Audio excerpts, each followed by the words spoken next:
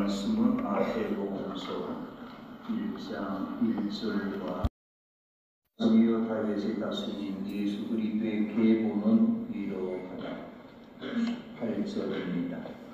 예수 그리스도의 결혼하심은 이러하다. 그의 어머니 마리아가 요셉과 약혼하고 나서 같이 살기 전에 마리아가 성령으로 잉태한 사실이 드러났다. 마리아의 남편 요셉은 의로운 사람이라서 약혼자에게 부끄러움을 주지 않으려고 가만히 파혼하려 하였다. 요셉이 이렇게 생각하고 있는데 주님의 천사가 꿈에 그에게 나타나서 말하였다. 다윗의 다스린 요셉아, 두려워하지 말고 마리아를 네 아내로 맞아들여라. 그 태중에 있는 아기는 성령으로 말미암은 것이다. 마리아가 아들을 낳을 것이니 너는 그 이름을 예수라고 하여라.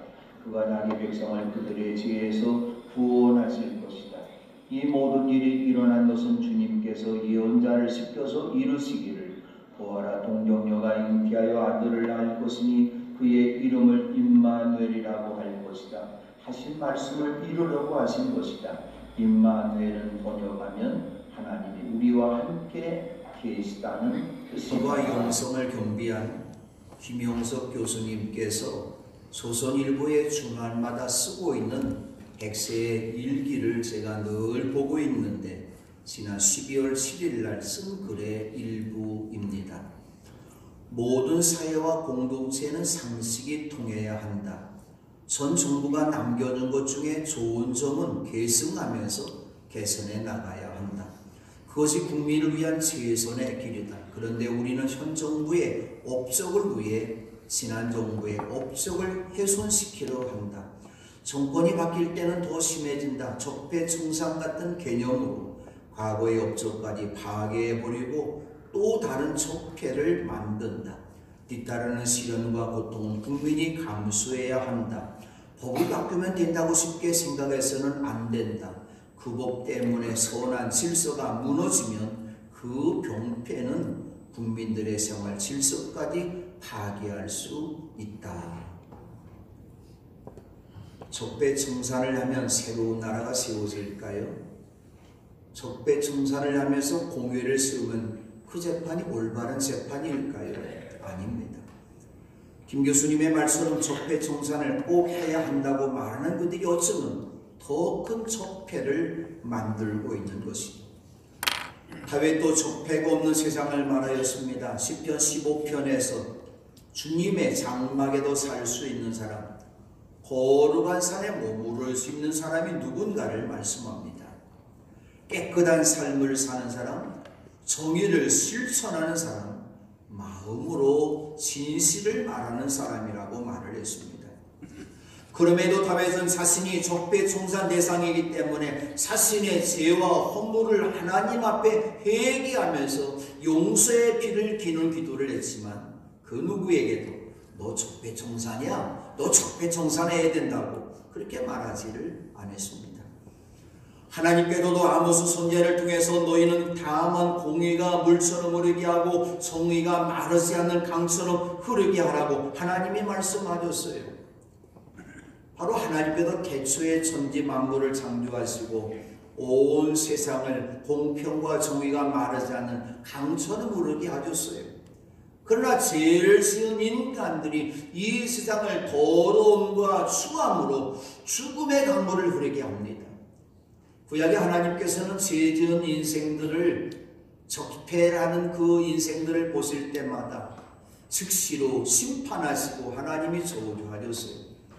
그럼에도 불구하고 세상에 살고 있는 사람들은 여전히 적폐의 사슬을 매여 있는 모습을 보시고 하나님이 적폐로 청산하지 아니하시고 정의로 적폐 청산하지 아니하시고 은혜와 사랑으로 적폐 청산하시려고 계획을 세우셨던 것이죠. 하나님께서는 죄와 죽음의 물장에 걸어가는 이상 모든 사람들을 대속의 십자가 피로 적폐 청산하시고 사랑으로 새 생명을 주시려고 2000년 전 유대 땅 베들레헴 부위로 오신 아기를 통해 오셔서 온 세상에 빛을 비추어 주셨습니다. 39권으로 쓰여져 있는 구약의 중심은 하나님이십니다. 성경의 문을 여는 창세기 첫 절에도 태초에 하나님이 천지를 창조하셨다. 바로 그 말씀은 하나님이 어떠하신 하나님인가를 우리 가르쳐주고 있어요. 그런 구약의 모든 그런 성경들은 읽으면서 족장들과 제사장들과 선지자들과 시인들이 하나님을 어떤 하나님을 표현했습니까? 성부의 하나님을 이야기했어요. 신약의 중심은 예수님이십니다. 신약의 문을 여는 책 기록한 마태는 예수님의 계보를 이렇게 시작합니다. 아브라함의 자손이요 다윗의 자손인 예수 그리스도의 계보는 이러하다. 그럼 구약에 나오는 하나님, 신약에 나오는 하나님은 어떤 하나님이실까? 우리가 믿는 하나님을, 하나님 아버지를 두 단어로만 말한다면 구약에서는 정의의 하나님이시고 신약에서는 사랑의 하나님이십니다. 오늘 우리는 이 두 분의 하나님을 다 만나야 된다고 한 것이죠. 그러나 우리가 더 만나야 되는 하나님은 사랑의 하나님이시라는 것이죠. 오늘 강림절 세 번째 주일을 맞이하면서 예수님의 탄생을 축하하면서 예수님의 재림을 기다리는 지혜로운 신분용 성도 여러분 모두가 마태가 전하고자 하는 예수님이 어떠하신 분인지를 바로 알고 믿어야 된다고 한 것이죠. 오늘 마태복음 1장 1절에 나오는 말씀은 예수님이 누구신지를 우리에게 간결한 신학적 선언서처럼 말씀하고 있고 2절부터 17절에 나오는 말씀은 예수님의 계보에 대한 말씀이 나오는데 1절에서 모든 제목이 여기에 나와 있습니다. 다시 말하면 마태복음 1장 1절의 말씀은 마태복음 전체의 제목이기도 하고 신약성경 전체의 제목이기도 한다고 한 것이죠. 그러므로 1절에 나오고 있는 이 예수님이 어떠하신 분인가를 바로 아는 것 매우 소중하다고 하는 것이죠. 아브라함의 자손이요 다윗의 자손인 예수 그리스도의 계보는 이러하다. 어떤 이름이 먼저 나왔습니까? 아브라함의 자손이라는 말이 다윗의 자손이라는 말보다 먼저 나왔어요. 어쩌면 아브라함이 다윗보다 먼저 태어난 사람이니까 오늘 이 성경은 그렇게 한글 성경으로 번역해 놓았는데 헬라어 원문에 보면은 마태가 이 헬라어 원문으로 이 성경을 쓸 때는 다윗이라는 자손이라는 말을 아브라함의 자손이라는 말보다 먼저 기록했어요. 마태는 성경을 이렇게 기록하면서 예수님이 어떠하신 분인지를 우리에게 세 가지로 설명하고 있는데 첫 번째는 예수님은 다윗의 자손이 있습니다. 두 번째는 예수님은 아브라함의 자손이 있습니다. 세 번째로 예수님은 그리스도라고 하는 말씀을 증거하고 있는 것이죠. 바로 하나님께서는 구약의 여러 예언자들을 통해서 특별히 예레미야 선지자를 통해서 아브라함과 이삭과 야곱의 자손을 다스릴 통치자를 다윗의 자손들 가운데 세운다고 말씀했는데 바로 마태도 예수님께서 그리스도로 오심은 다윗의 자손으로 아브라함의 자손으로 오셨음을 예수님의 계보를 기록합니다. 그러나 마태는 예수님의 계보를 기록하면서 단순히 혈통적 조상을 언급하는 데 그치지 아니하고 예수님께서 가지고 있는 세 가지 영적 신분이 무엇인가 하는 것을 우리에게 그 의미를 가르치고자 하는 것이죠. 오늘 이 시간 우리는 예수님 어떠하신 분인가 헬라어 문장의 순서대로 말씀을 나누면서 함께 은혜 받는 시간이 될 줄로 믿습니다. 첫 번째로 다윗의 자손인 예수님은 온 세상의 왕이십니다. 마태는 예수 그리스도께도 다윗의 자손으로 이 세상에 태어났던 말했는데 다윗은 누구일까요? 오늘날에도 이스라엘 백성들이 최고로 존경하는 왕이 있다면 다윗 아닙니다. 구약에도 신앙생활하는 모든 사람들 특별히 이스라엘 백성들이 왕이 태어났어요. 사울 왕부터 왕이 태어났고 사울과 다윗과 그 다음에 솔로몬 아들인 르호보암 때부터는 왕이 남왕국과 북왕국으로 갈려져서 왕들이 나왔어요. 그렇다면 이런 모든 왕들의 삶과 정치의 표준이 되는 신앙의 사람이었었는데 누굴까요? 그는 다윗이라고 하는 것입니다. 그래서 역대 이스라엘 왕들의 삶과 신앙을 말할 때 두 종류로 말했는데 다윗의 신앙을 그대로 본받아도 산 사람과 다윗의 마음과는 달리 산 사람들, 오늘 우리 말로 하면 다윗과 같은 사람, 다윗과 다른 사람을 이야기하고 있는 것입니다. 아비야는 그의 조상 다윗의 마음과는 달라서 주 하나님 앞에서 온전하지 못하였다. 아사는 그의 조상 다윗과 같이 주님께도 보시기에 정직하게 행하였다. 히스기야는 그의 조상 다윗이 한 모든 것을 그대로 본받아 주님께도 보시기에 올바른 일을 하였다. 요시야는 주님께도 보시기에 올바른 일을 하였고 그의 조상 다윗의 모든 길을 본받아 곁길로 빠지지 않았다. 보십시다. 다윗과 같이 다윗이 한 모든 것을 그대로 본받아서 다윗의 모든 길을 본받아서 곁길로 빠지지 않고 하나님 보시기에 올바른 일을 했다. 근데 아비야는 다윗의 마음과 달라서 하나님 아버지 온전하지 못했다. 그런 이야기입니다. 바로 다윗의 자손을 오셨다는 것은 마태가 무엇을 말씀하고 싶었습니까? 바로 다윗의 자손을 오신 예수님의 말로 이 세상의 온 나라와 민족의 왕으로 오셨음을 말씀합니다. 다윗은 이스라엘의 훌륭한 왕이었지만 예수님은 온 세상의 왕의 왕이 되신다는 말씀이죠. 그래서 이스라엘 백성들이 기다려왔던 메시아는 왕이었습니다. 바로 예수님의 계보에 나오는 아브라함의 자손 가운데 다윗부터 요시야까지 그리고 남유다 마지막 왕이었던 여호야긴 왕까지 느부갓네살 왕에 의해서 멸망받을 때까지 다윗의 자손들은 모두가 왕이었습니다. 다시 말하면 다윗의 자손으로 오신 예수님은 어떤 혈통? 왕의 혈통을 가지고 이 땅에 오신 분이죠. 그래도 예수님 앞에 나온 사람들이 예수님 앞에 고백할 때 뭐라고 고백을 했습니까? 눈먼 사람이 예수님 앞에 나와 고백합니다. 가난한 여자가 고백합니다. 귀신 들려서 눈이 멀고 맘 못하는 사람을 예수님이 고쳐주셨을 때 그 모습을 보고 놀란 모든 무리들도 또 여러 구의 눈먼 사람들도 예수님이 예루살렘에 입성하실 때도 호산나를 외치는 무리들도 성전들에 있는 아이들도 모두가 예수님을 다윗의 자손이요 그렇게 불렀어요. 예수님은 다윗의 자손이 있습니다. 왕권을 가진 분이란 것이죠. 예수님께도 바리새파 사람들에게 너희는 그리스도를 어떻게 생각하느냐 그는 누구의 자손이냐 물었을 때에 그들 모두가 예수님을 다윗의 자손이라고 고백했던 것이죠. 그리고 천사가 요셉에게 나타나서 말씀하실 때도 다윗의 자손아 요셉을 향해서 다윗의 자손아 그렇게 말했어요. 바로 마태가 예수님을 다윗의 자손이라고 말하는 무엇일까요? 예수님은 이스라엘을 다스리는 왕뿐만 아니라 세상의 모든 왕이 되심을 말한 것이죠. 이 나라 이 백성의 최고의 왕은 예수님이시죠. 대통령도 수상도 아니죠.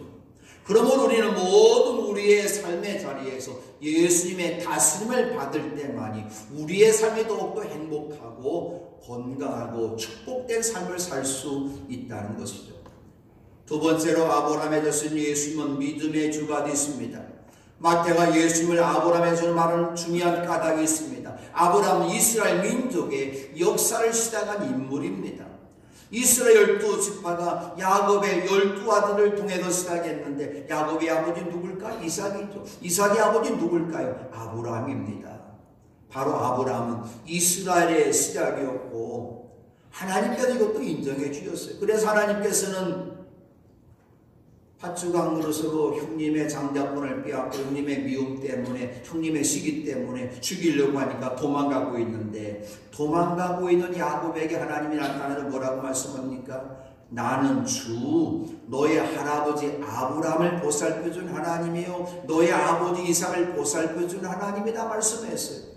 또 하나님께서는 하나님의 산 호렙에서 모세에게 불꽃으로 떨기나무 가운데 나타나 말씀하실 때도 나는 너의 조상의 하나님 곧 아브라함의 하나님 이삭의 하나님 야곱의 하나님이라고 하나님이 말씀하셨어요. 엘리야 선지자가 갈멜산에서 제물로 바쳐진 소에게 하늘에서 불이 내리기를 간구하는 기도를 드릴 때에도 아브라함과 이삭과 이스라엘을 돌보신 주 하나님이라고 기도했던 것이죠. 이처럼 이스라엘 백성들은 하나님을 부르며 기도할 때 언제나 아브라함의 하나님, 이삭의 하나님, 야곱의 하나님을 부르고 있어요. 바로 하나님, 이 아브라함의 하나님 어떤 하나님이실까? 바로 하나님께서 아브라함을 부르셔서 그에게 큰 민족이 되게 하시고 그에게 복을 주시고 그의 이름을 떨치게 하시게 하셨던 것이죠. 그것처럼 그들의 자손, 아브라함의 자손들은 모두가 이 복을 받는다고 하나님이 말씀해 주셨어요. 아브라함의 자손들이 복을 받을 것임을 아브라함이 사랑하는 아들 이삭을 모리아산의 번제로 드렸을 때 하나님이 재차 확인하며 말씀합니다. 네가 나에게 복종하였으니 세상의 모든 민족이 네 자손의 덕을 입어서 복을 받게 될 것이다. 이처럼 하나님께서는 아브라함과 그의 자손들뿐만 아니라 땅의 모든 족속들, 이방인들까지도 복을 받을 것이라고 약속해 주셨어요. 그러므로 아브라함의 자손이 된다. 나도 복을 받는 사람이 되지만 나를 통해서 복을 나누어 주는 사람, 축복의 사람이 되라고 하는 것이죠. 아브라함의 자손이 되어서 복의 근원이 되는 축복의 사람 되기를 여러분 원하십니까? 아브라함처럼 하나님의 말씀 앞에 순종하고 하나님의 명령과 계명과 율례와 법도를 잘 지켜야 합니다. 여리고의 부자 삭개오는 어쩌면 다른 사람들도 강제로 빼앗아도 부자가 됐어요. 그러나 늘 외롭습니다. 친구가 없습니다. 자기 자신을 아브라함의 자손이라고 인정하지 않고 저 못된 놈, 저 나쁜 놈 욕이나 합니다. 근데 그가 아브라함의 자손으로 인정을 받았어요. 예수님을 만나면서 진정으로 회개했기 때문입니다. 마음만 회개한 것이 아니라 회개하기 가장 어려운 물질까지도 회개합니다. 주님 오십시오. 내 소유의 절반을 가난한 사람들에게 주겠습니다. 또 내가 누구에게서 강제로 빼앗은 것이 있으면 4배로 하여 갚아주겠습니다. 이 고백을 예수께도 들으시고 그에게 축복의 말씀하시는데 뭐라고 말씀합니까? 오늘 구원이 이 집에 이르렀다. 이 사람도 아브라함의 자손이다. 아브라함의 자손, 축복의 자손이 된다고 한 것이죠. 그렇다면 아브라함의 피가 흐르고 있는 아브라함의 자손이 유대 사람들이라면 모두가 구원을 받을 수 있습니까? 아니죠. 세례자 요한 유대방에 나타나서 회개하여라 하늘나라가 가까이 왔다 말씀을 전했을 때 예루살렘과 온 유대와 요단강 부근에 살고 있는 사람들이 세례자 요한 앞에 와서 자기들의 죄를 자백하고 요단강에도 세례받았어요. 이 모습을 보고 많은 바리새파 사람들과 사두개파 사람들도 세례를 받으러 오는 것을 요한이 바라보면서 요한이 뭐라고 했습니까? 오늘 우리말하면 쌍욕한 거죠. 독사의 자식들아, 누가 너에게 닥쳐올 징벌을 피하라고 일러주더냐?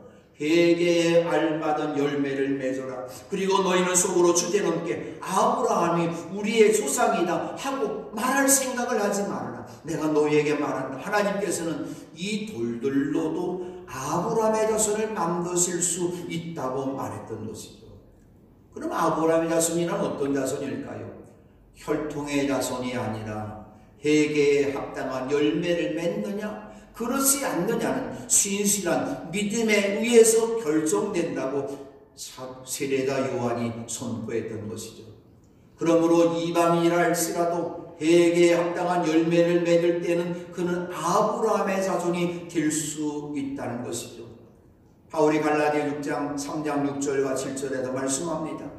그것은 아브라함이 하나님을 믿으니 하나님께도 그것을 의로운 일로 여겨주셨다는 것과 같습니다. 그러므로 믿음에서 난 사람들이야말로 아브라함의 자손임을 여러분 아십시오. 이어서 말합니다. 그러므로 믿음에서 난 사람들은 믿음을 가진 아브라함과 함께 복을 받습니다. 하나님을 믿을 때 그가 아브라함의 자손이 되고 아브라함과 같은 복을 받는다는 것이죠. 그러므로 우리의 믿음의 주가 되시는 예수를 고백하고 믿어야 됩니다. 주는 그리스도시요 살아계신 하나님의 아들이십니다. 그런데 이 아브라함이 시간상으로는 예수님보다도 앞서 태어난 사람이지만 예수님은 믿음의 본질이시고 아브라함이 태어나기 전부터 계신 분이었어요. 오히려 유대인의 조상이었던 아브라함은 살아 생전에 예수 그리스도의 날을 보리라고 기대하며 즐거워하면서 마침내 보고 기뻐했다고 예수님께서 말씀해 주셨어요. 이제 우리 할 일이 무엇일까요? 믿음의 창시자요 완성자이신 예수 그리스도를 바라보고 믿을 때 우리는 진정 복의 사람이 될 수 있고 복을 나누어 줄 수 있는 사람이 된다고 한 것이죠. 세 번째로 다윗과 아브라함의 자손으로 이 땅에 오신 예수님은 그리스도이십니다. 마태는 예수님이 그리스도가 되심을 첫 절에서부터 증거했고 16절에서도 야곱은 마리아의 남편 요셉을 낳았다. 마리아에게서 그리스도라고 하는 예수가 태어났다라고 기록합니다. 바로 예수는 그리스도이십니다. 메시아는 무엇일까요? 그리스도는 무엇일까요? 기름 부음 받은 사람을 말하고 있습니다. 이스라엘 백성들 가운데서 아무나 기름 부음 받은 사람이 될 수가 없어요. 기름 부음 받았을 때는 특별한 사람이 되는데 기름 부음 받은 사람은 누굴까요? 제사장과 왕만이 기름 부음을 받았습니다. 레위 지파 가운데서도 기름 부음 받은 사람만이 제사장이 될 수가 있고 하나님을 섬기는 대상이 될 수 있는 것이죠. 그리고 왕이 될 때에도 기름을 부어서 왕으로 세웠어요. 다윗의 자손이며 아브라함에서 이 땅에 오신 예수님은 그리스도라는 말이 무엇일까요? 예수님은 제사장이 되시고 왕이시라는 말씀이죠. 제사장이 하는 일은 무엇일까요? 가장 중요한 일이 하나 있는데 하나님께 양과 소와 비둘기의 제물을 드리면서 백성의 죄를 사하는 제사를 드리는 것이죠. 제사장의 특권입니다. 구약에서는 제사장을 통하지 않고서는 하나님 앞으로 나아갈 수 없어요. 그리고 왕의 권세 중에서 백성들의 지은 죄를 사면해주는 특권이 왕에게 있다고 하는 것이죠. 우리가 죄를 지면 어떡할까요? 경찰에 잡혀가죠. 검찰에게 또 조사를 받습니다. 또 판사 앞에 가도 형벌을 받습니다. 그런데 국경일이 되고 나라에 특별한 일이 있을 때는 그 사람이 어떤 죄를 지었을지라도 왕의 특권을 가지고 대통령의 특권을 가지고 죄를 사면해 주는 일을 대통령이 합니다. 죄를 사면해 준다면 무엇을 말합니까? 구원자가 된다고 한 것이죠. 근데 오늘 우리의 죄와 벌을 사면해 줄 수 있는 유일한 분은 누구실까요? 하늘의 기름 부으심을 받으신 제사장이 되시고 영원한 왕이 되신 예수님만이 우리의 모든 죄악을 사하시기 위해서 십자가에 설리신 피로 우리의 모든 죄를 사해 주시고 영원토록 시험을 받아야 되는 우리들을 죄와 사망에서 건져주신 분 우리의 그리스도 예수님이시라는 것이죠.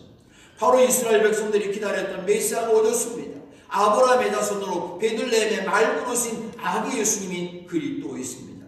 그런데 마태는 선언합니다. 예수님은 이스라엘 사람만 구원하러 오신 분이 아니라 이방 사람도 죄인도 여자도 이상 모든 사람들을 구원하러 오신 그리스도가 되심을 기록했던 것이죠. 그런데 예수님의 계보에 나오는 이름들을 보면 남자 이름들이 많이 기록되어져 있습니다. 그런데 이 계보에 보면 여자 이름도 5명이나 기록되어져 있습니다. 저보고 복음서를 기록하라면 아마도 좋은 것만 기록할 것 같아요. 이스라엘 3대 족장이었던 아브라함의 아내 사라, 이삭의 아내 리브가, 야곱의 아내 라헬의 이름을 나오게 할 것입니다.